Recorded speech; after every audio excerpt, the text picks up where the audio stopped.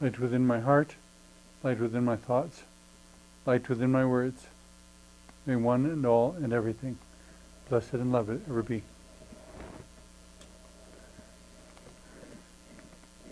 Welcome. I am Sister Who.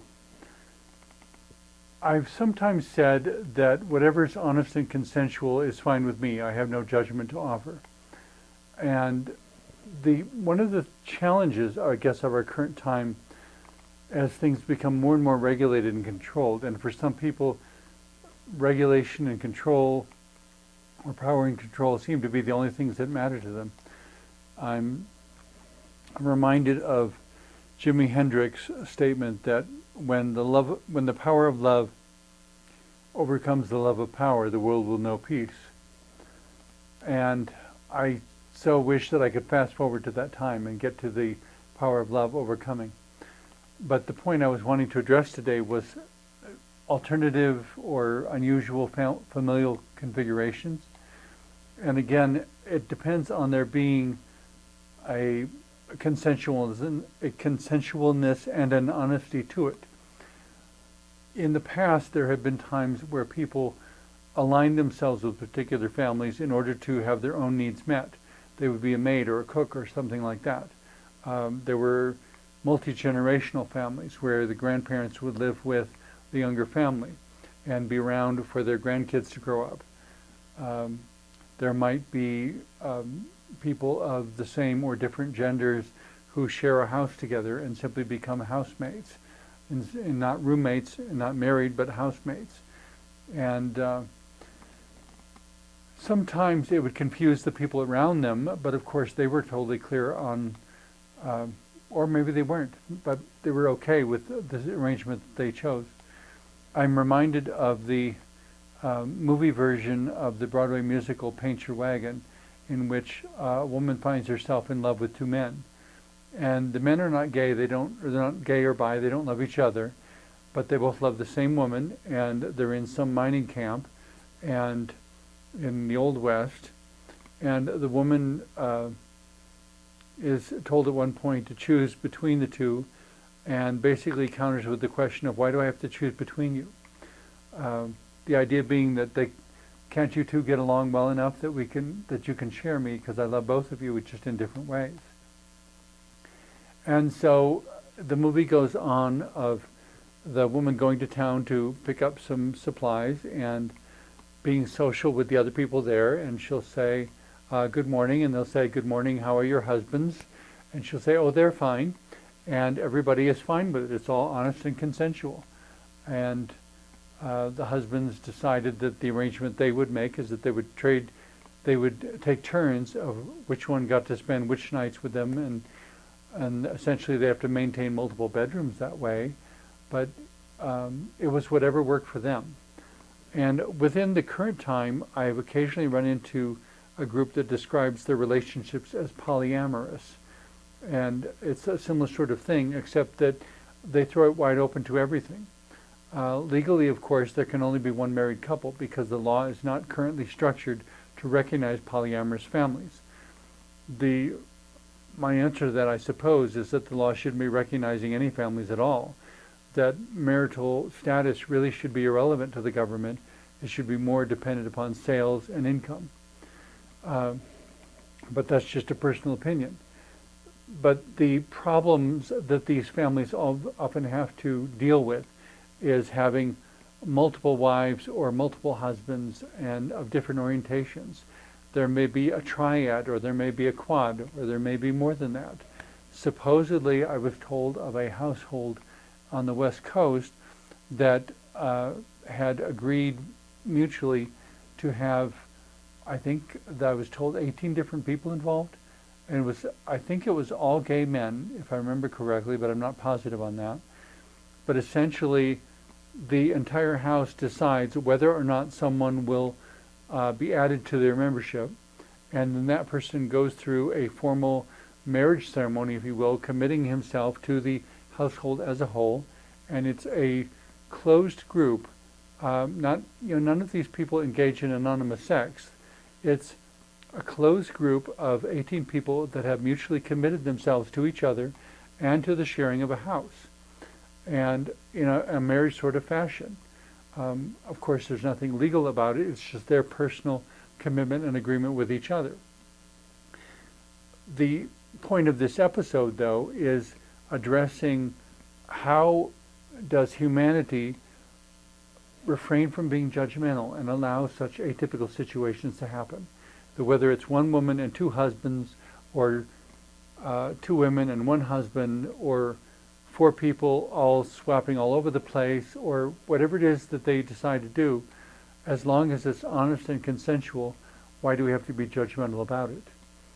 And the challenge with that, I guess, is, and of course everyone rolls their eyes, well, not everyone, but what happens when children come along, and how do you explain to children this atypical arrangement? The interesting and amusing thing about that is that children really don't have any problem if it is presented to them as normal, and so it's really up to the adults to decide what normal for that child will be. I have met people who grew up, for example, in a household run by two men, and the fact that this woman had two fathers and no mothers really didn't matter, because she felt loved, and that was she was loved, and she was safe, and she was prepared for, and she was allowed to develop into the person she genuinely and authentically was, and there was no problem. The problem was dealing with other people, and the problem for many polyamorous families is in dealing with other people. The children grow up and understand that there are multiple adults involved, and there may be swapping, or there may be mother in bed with different men, or dad in bed with different women. And as long as the parents have no hang-ups about it, the children don't either. It kind of reminds me of this, because things were so not talked about in the house in which I grew up. It was an extreme of non-communication. When I got to my high school years, I decided I wanted information, and so on my own I went to the public library and I checked out some of the sex education videos, because I wanted to see what they were saying, and if it was all stuff that I knew or if it was something different. And I still remember this one wonderful little excerpt where this woman is attempting to talk to a 4-year-old girl about appropriate touch, and if somebody touches you inappropriately, and how to report it, and how to respond, and so forth. And she's attempting to have this really, really basic sex education talk with this 4-year-old girl, and at some point the little girl reaches her tiny little hand over and pats the woman on the hand and says, "We don't have to talk about this if it makes you uncomfortable." And which is so funny, and because it's such a reversal. And the woman at that point said she took it as a major wake-up call, that if she was that uptight about talking about sexual matters, that what she was conveying to this young girl was not the information, but the fact that she was upset. In a similar sort of way, if you have families of atypical configuration, different configurations of husbands and wives, and maybe two fathers or two mothers, or whatever the configuration is, or perhaps they have parents, and at some point one of the parents discovers himself or herself to be trans, and suddenly they started out with a family with a mother and father and ended up with a family with two mothers. How do the children deal with that? And my first question, of course, is how do you two deal with it? Because if you're okay with it, they will be too. And if you're not okay with it, everything that you're upset about, they will pick up on, and they will see that, because children are remarkably good when it comes to perceiving honesty and knowing when someone is pulling the wool over their eyes, or when someone is trying to mislead them or present something that is not exactly the way things are. We tell you this because it's what we want you to understand, not because it's the way it is. And if in truth you have a household with two men who genuinely love each other, that's way ahead of a whole lot of other couples. It kind of reminds me of a story I was told once. It was so sad. A white couple who was raising a black child that they got through the foster care program, and somebody took them to court saying that they weren't the right race for this child, no matter how much they loved him, and they took the child away from the white couple and gave him instead to a black couple, where within a year the child was subjected to domestic violence and beaten to death and died. And that hopefully that is one story in a million, and it doesn't happen that often. But the point being, it's not about the race, and it's not about the religion, and it's not about any of that stuff. It's not about whether they're gay or straight or whether they're trans. It's about, is this child getting his or her needs met? Is there an adequate example of love? Is there an adequate example of honesty? Is there an adequate example of truth? Can the child look in the mirror and know that whoever and whatever they find themselves to be, they're okay? Once again, it reminds me of Fred Small's song, Everything Possible, where the chorus comes back to, you can be anything you want to be, you can love whomever you will, you can travel any country where your heart leads, and know I will love you still. You can live by yourself, you can gather friends around, you can choose one special one, and the only measure of your words and your deeds is the love you leave behind when you're done. I'm bridging from one thing to another here, but the quote that comes to mind that bears repeating and needs to be repeated so many times. It has often been said that power corrupts and absolute power corrupts absolutely, and people use that as an excuse to try to create power balances and deny people from having too much power. The one exception to all of that I keep trying to point out to people, and there are days when I feel like no one's listening, the one exception I try to point out to people is love, the power of love. And the power of love is such that it brings all other powers into balance if it goes first. When you start with love, it doesn't matter what governmental system or economic system you have. As long as love leads the way, everything, all the other powers involved fall into balance and everyone gets taken care of. All needs get met. Someone who has more gives to one who has less, and it changes at different times. The names and faces change, but the dynamics remain the same. Ultimately, the earth is a closed system, and everybody is dependent upon everybody, and everybody helping everybody and existing in symbiotic relationship. That if I don't have it but you do, you have extra, you give it to me, and if I do have it and it's extra, I give it to you. And it's not that anybody has to do without, it's that we have to all do it together. That is the central point of atypical families. It's not about how many husbands or how many wives or how many fathers or how many mothers or how many siblings. None of that really matters. What matters is whether they truly love each other, whether they love each other enough to listen, whether they love each other enough to come running when that person is in need, when they love each other enough to stand by each other, or like the poster on my wall to say, even if you cannot find your way out of the darkness, I will sit beside you and I will show you the stars. And to be with each other even in the moment of suffering. I grew up in a Christian environment.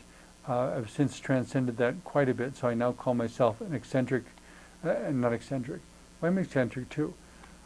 Eclectic mystic, meaning that I have a personally defined kind of mysticism that draws from Christianity and Judaism and neo-pagan and everything and throws it all into one and simply says the human has to have a good relationship with the divine. And in that sense, I suppose my spiritual family is atypical as well.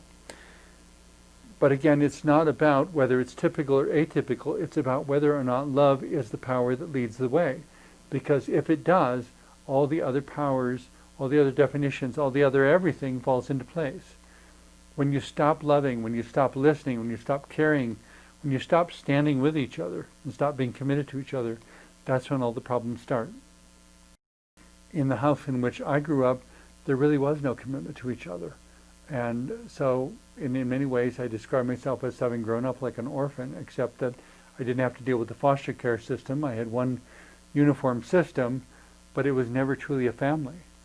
And in that sense, I'm actually envious of, no matter how atypical they may be, I'm envious of those families that have love as their central dynamic, that stand with each other and empower each other to make choices and to learn and to grow and develop and to blossom because of the love that's present between them.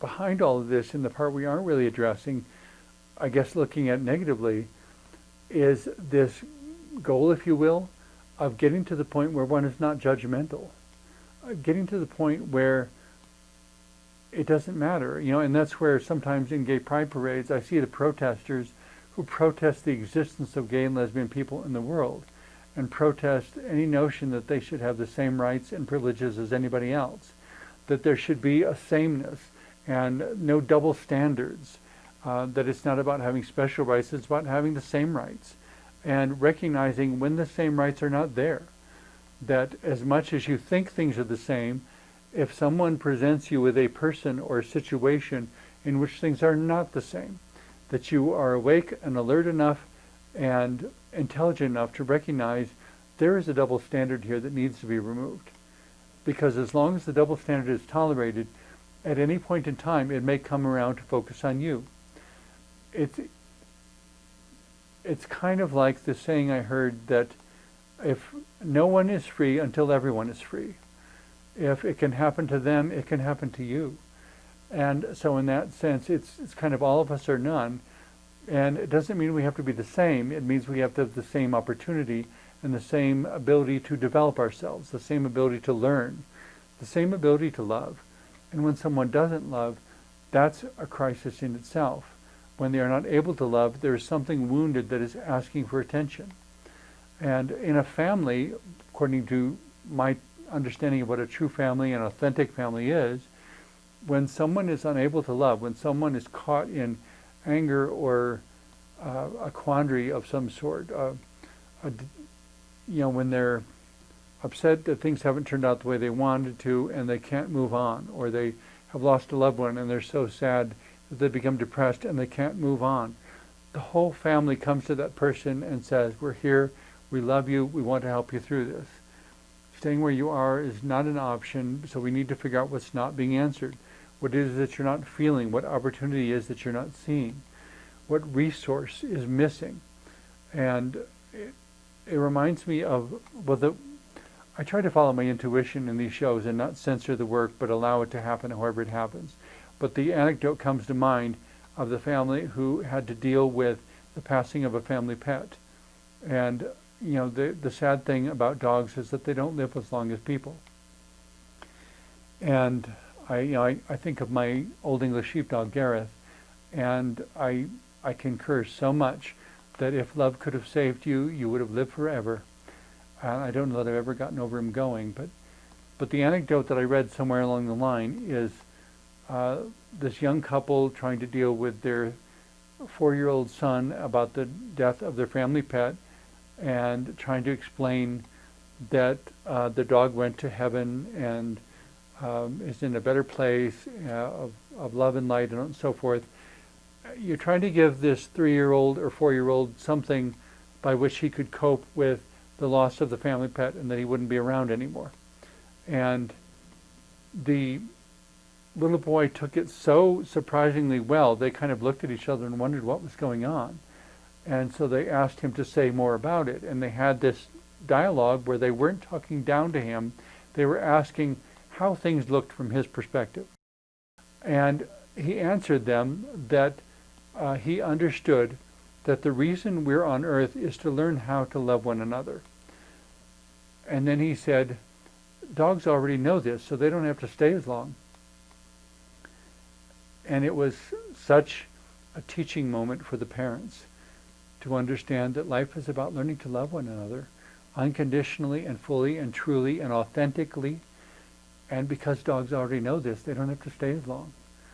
To me, I didn't want to be selfish in the final moment, and so I told the vet that what I want is for him to live forever, and I don't think that's going to happen. And so I made the decision to let him go, And she said it was one of the few times in euthanizing an animal where the dog specifically looked at her and the expression in his eyes was gratitude, that he was specifically thanking her for letting him go. And she said she doesn't always have that experience. And so it was kind of amazing to hear that. But it was the difficulty for me as well, knowing that he already knows how to love, so he doesn't have to stay as long. But if there is a decision made before life as to where he's going to incarnate, where he's going to become a physical being, that he chose to spend his 9 years with me is a pretty incredible honor. That he only had 9 years, he wasn't going to be given any more. And that he chose to spend the 9 years that he was allowed entirely with me.